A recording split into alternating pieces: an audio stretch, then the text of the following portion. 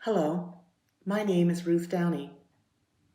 I'm a registered counseling therapist with the Nova Scotia College of Counseling Therapists and a certified Canadian counselor with the Canadian Counselling and Psychotherapy Association.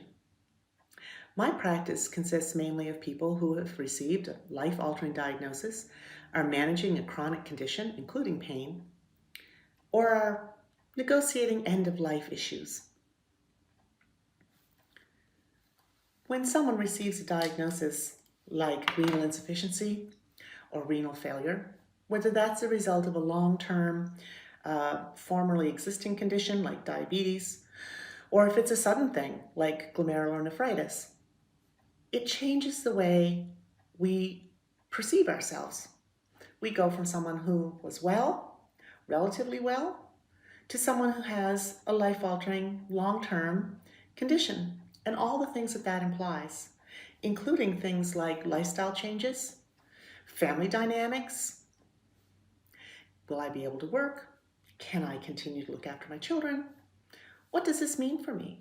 Does it mean I have to travel for treatment every week? Does it mean I can stay at home and just manage this with lifestyle changes and medications? All of these things are the questions that a diagnosis like this puts in our way. No one chooses to have this diagnosis, but it's happened to us anyway, whether we like it or not. Now the question becomes, how do I live the best version of my life? How do I have a fulfilling, enjoyable life, even with the circumstances that I am now confronted with? Frequently, a condition like this can create feelings of grief, sadness, anger, denial. These are some, but not all, of the things that grief can feel like to us. And we don't recognize that we're actually mourning, we're bereaved. We've had a loss of imagined future, a loss of an identity marker, well versus unwell. It's sometimes hard for us to talk to our family about this because they just want us to be happy. So they say things to try and make us feel momentarily better, but not necessarily do they really give us a space to say what we really feel. And we don't want to worry someone. We don't want to tell them that, we're feeling really sad or that we wish things were different.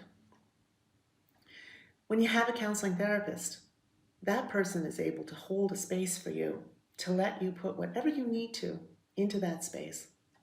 They can't take the journey for you, but they can take the journey with you.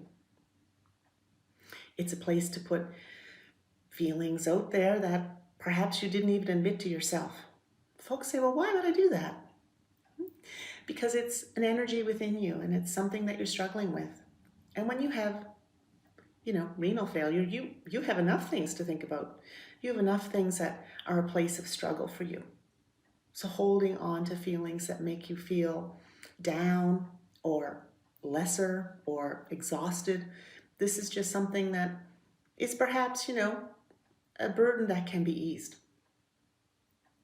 If you or someone you know, including your family members who can be struggling in their own way, felt that you could benefit from just speaking to someone, please go to the Nova Scotia College of Counselling Therapists website, and there's a list there of people who are very qualified to provide for you the kind of emotional, psychological support that can go a long way to helping you get through this time. For me, I have an in-person practice. I have a virtual practice, which would be like this. You could see me through a screen and talk to me. And I also do telephone counseling. And telephone counseling can be helpful in that it's something that happens in your own home. You don't have to travel. You don't have another appointment to have to make.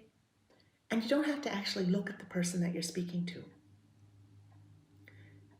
Thank you for your time.